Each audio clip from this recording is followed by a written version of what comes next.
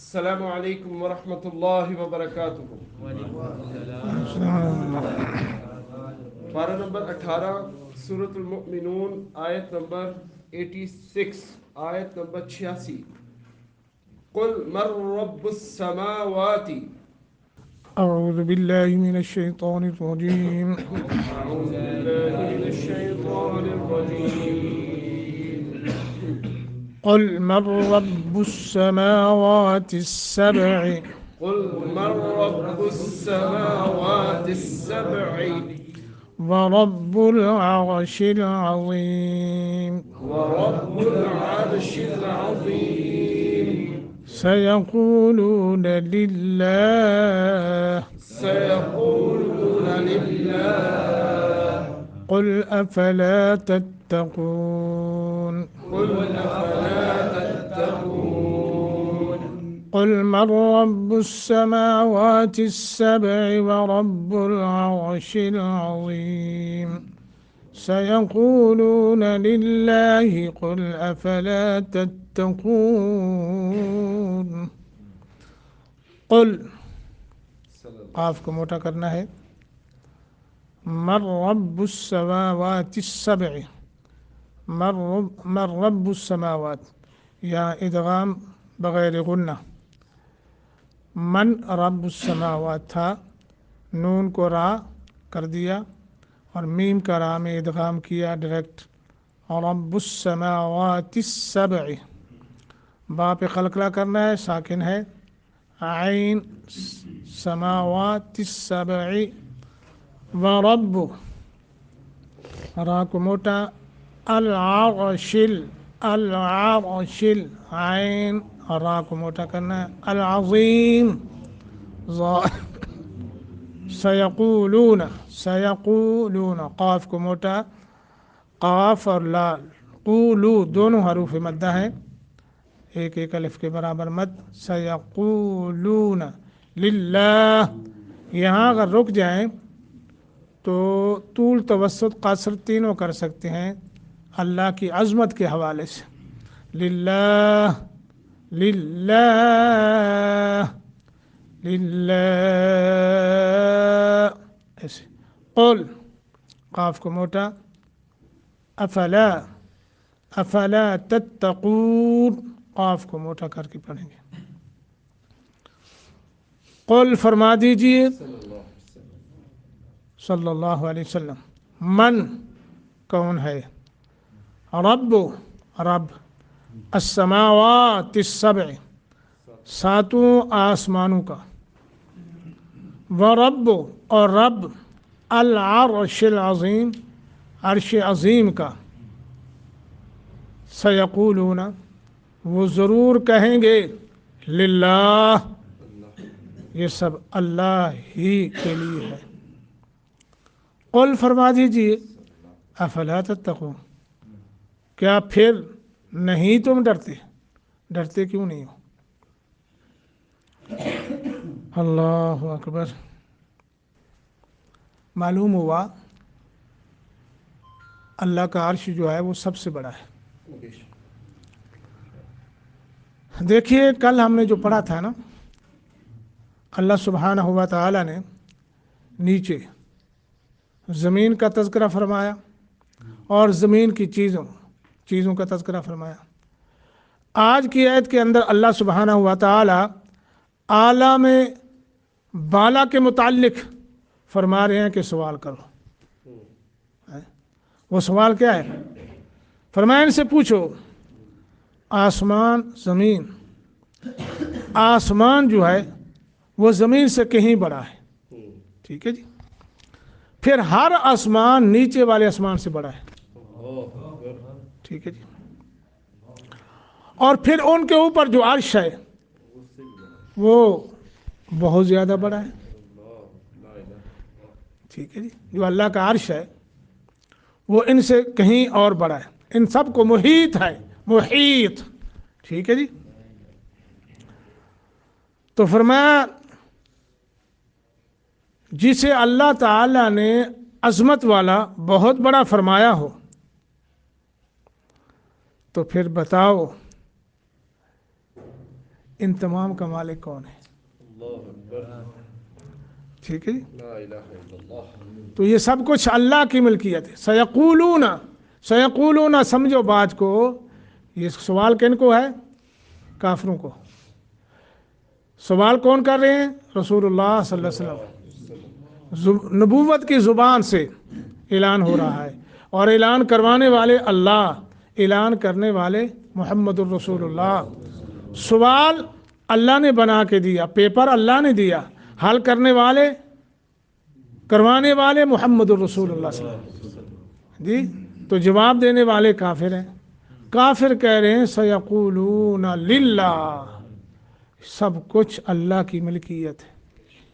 حالانکہ یہ بھی کہہ سکتے تھے، میں بتاتا ہوں ابھی، اللہ کا ہے، لیکن نہیں، للہ فرمایا. وہ بتاتا ہوں میں آپ کو. اللہ اکبر.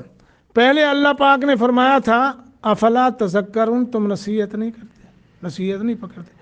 آج اللہ نے جو بات فرمائی ہے وہ کہیں اس سے بھی زیادہ سخت الفاظ میں فرمائے افلا تتقون، تم ڈرتے نہیں ہو ہیں؟ اللہ کی گرفت سے ڈرتے نہیں ہو، پکڑ سے ڈرتے نہیں ہو. اللہ اکبر. اللہ کی قدرت، اللہ تعالیٰ کی عظمت اور قدرت کا علم رکھتے ہوئے تمہیں معلوم بھی ہے، مانتے بھی ہو کہ سب کچھ اللہ کی ملکیت ہے، اور پھر اللہ سے نہیں ڈرتے. دیکھیے نا، ایک نادان بچہ ہے، ایک مثال دے رہا ہوں میں، بچہ ہے، اس سے نہیں معلوم کہ بادشاہ کی کتنی طاقت اور قوت ہوتی ہے. بادشاہ کی بچے کو نہیں معلوم، وہ نہیں ڈرے گا بادشاہ سے کہ کیا کر لگے بادشاہ. وہ تو یوں سمجھیں گے نا عام. جسے یہ معلوم ہے کہ بادشاہ کی کتنی قوت اور طاقت ہوتی ہے، وہ اتنا ہی بادشاہ سے ڈرے گا.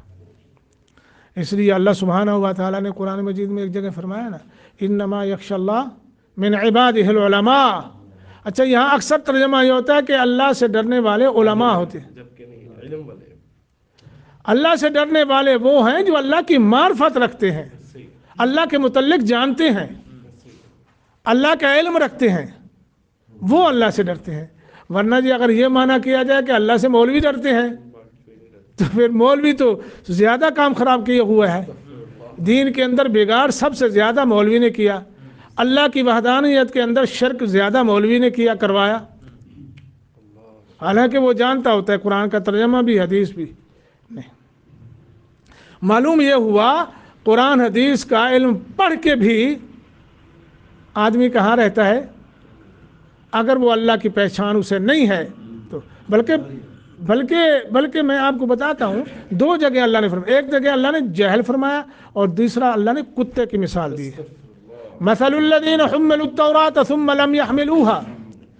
تورات کا انجیل، اپنا زبور کا، یعنی کتابوں کا علم جانتے ہیں، معلوم ہے، لیکن ایسے ہے جیسے گدھے کے اوپر کتابیں جو ہے قرآن مجید کو جو ہے گدھے کے اوپر رکھ دیں، لیکن گدھا جو ہے کیا اس کو یہ معلوم ہو جائے گا کہ میرے اوپر اللہ کی آخری کتاب ہے، لہذا اب میں نے کود بود نہیں کرنی، الٹے پلٹے کام نہیں کرنے.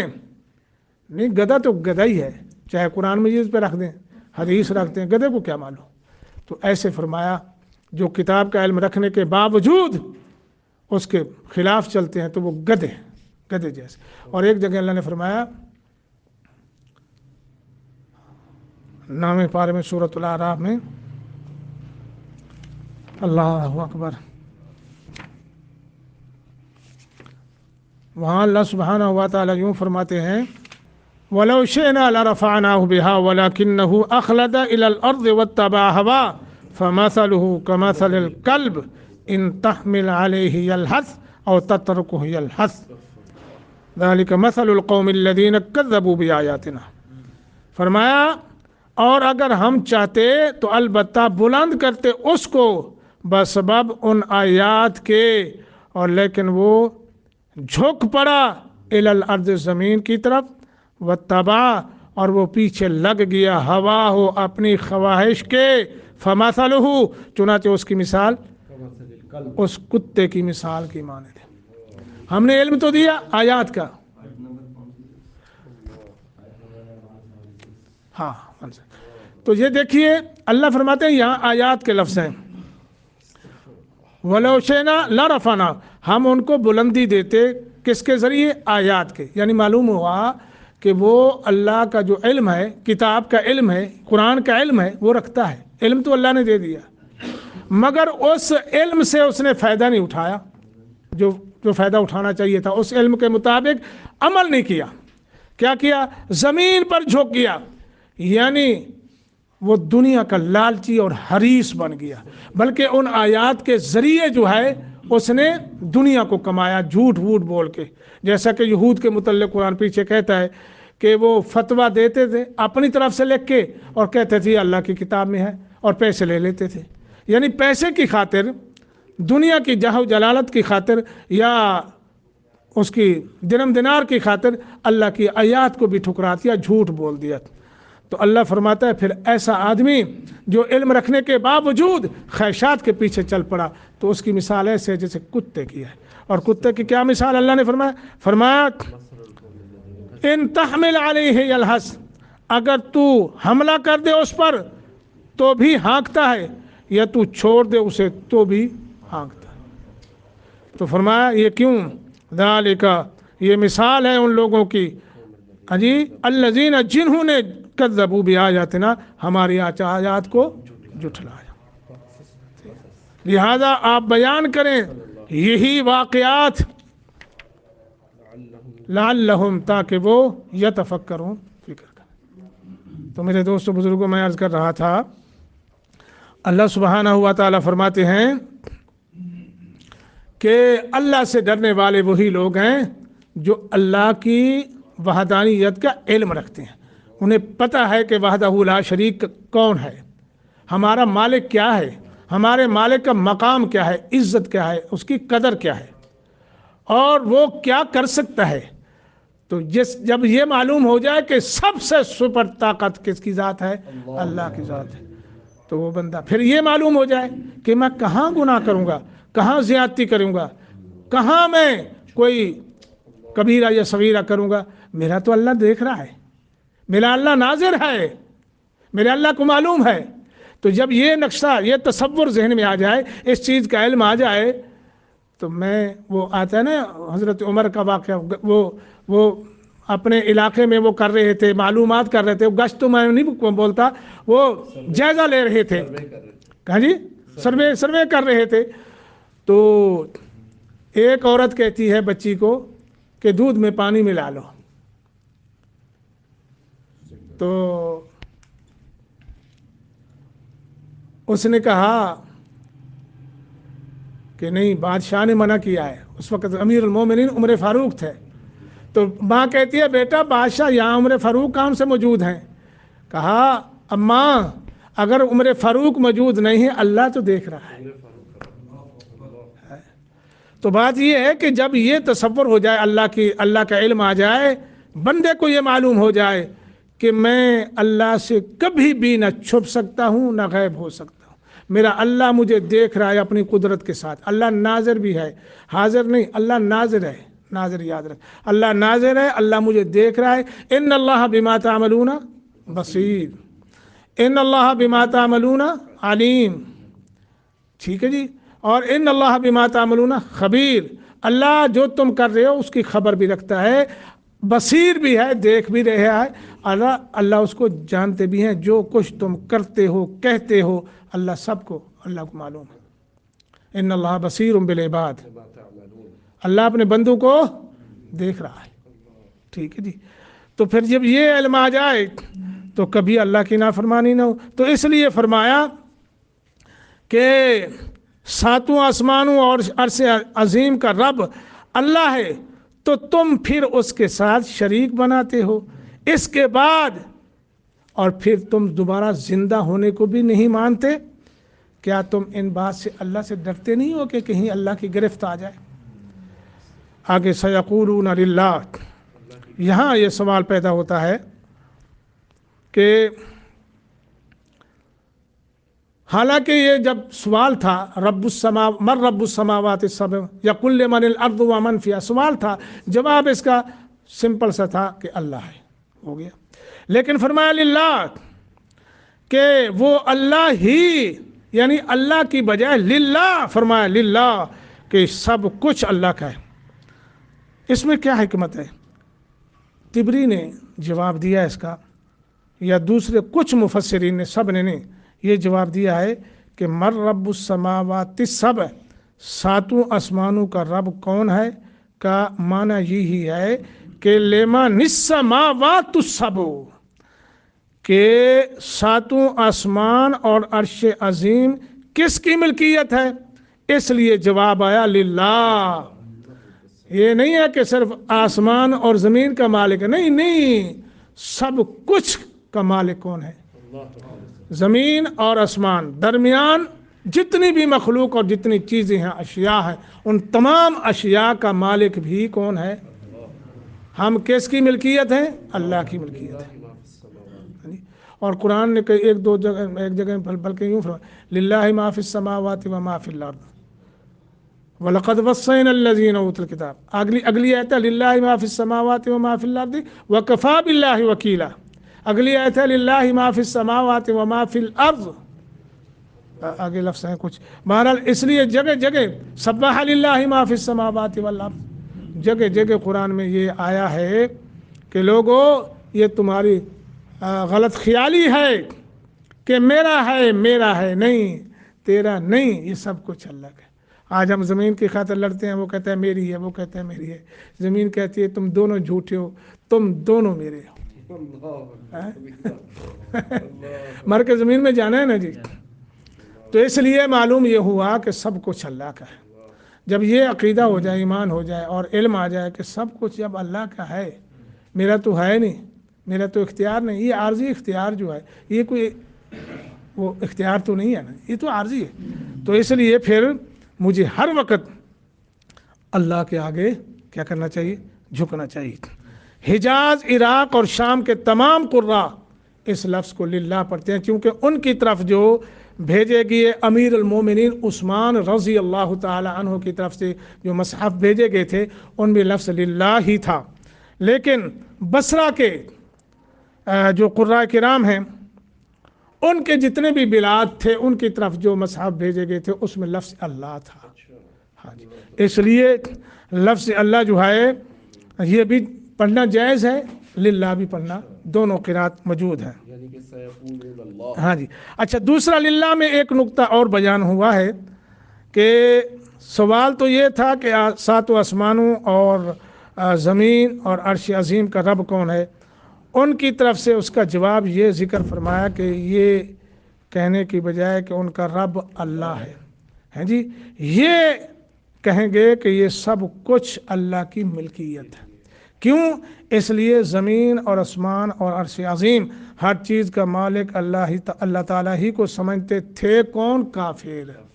یہ نقطہ ہے جو میں آپ کے، یعنی معلوم ہوا انہوں نے بھی یہ کہا کہ سب کچھ کا مالک کون ہے؟ اچھا، پھر کافر جو ہے نا، جب حج عمرہ کے لیے آتے تھے نا، کافر بھی حج کرتے تھے، عمرہ بھی کرتے تھے، اور وہ آ کے نا جی تلبیہ جو پڑھتے تھے نا، لبیک اللہم لبیک، وہ بھی یہی پڑھتے تھے، مگر اس میں کیا کرتے تھے؟ لبیک لا شریک لک الا شریکا ہوا لک تملکہ وما ملک، اللہ تیرا کوئی شریک نہیں ہے مگر ایک شریک ہے جس کا مالک وہ بھی تو ہی ہے، وہ کسی چیز کا مالک نہیں۔ نہیں جی، نہیں، وہ بھی کسی چیز کا مالک نہیں، اس کا مالک بھی تو ہے۔ معلوم ہوا کافروں کا عقیدہ بہت ہی اچھا تھا، بہت اچھا ہے۔ اچھا، پھر دیکھیے نا جی، یہاں مشرکین عرب جو تھے نا جی، وہ شریک کن کو کرتے تھے؟ فرشتوں کو۔ اور یہود کے جو مشرکین تھے یا نصارہ کے مشرکین، انہوں نے عزیر علیہ الصلوۃ والسلام اور حضرت عیسیٰ علیہ الصلوۃ والسلام کو اللہ کا شریک بنایا۔ اور یوسف علیہ الصلوۃ والسلام نے کیا اپنے قید خانے، وہ قیدی جو ساتھی تھے قید خانے میں، ان سے کہا تھا ارباب متفرقون خیر ام اللہ الواحد القہار، بتاؤ یہ کئی بنائے ہوئے رب بہتر ہیں یا ایک اللہ للہ الواحد القہار جو واحد بھی ہے قہار بھی ہے، کیا وہ بہتر ہے؟ تو اس لیے یہاں یہ فرمایا جا رہا ہے کہ ایک طرف تم کہتے ہو کہ اللہ کے لیے ہے، اللہ ہی ہے، اور پھر اللہ کے شریک بناتے ہو۔ افلا تتقون، حیا نہیں آتی، شرم نہیں آتی، مان کے پھر شریک بناتے ہو۔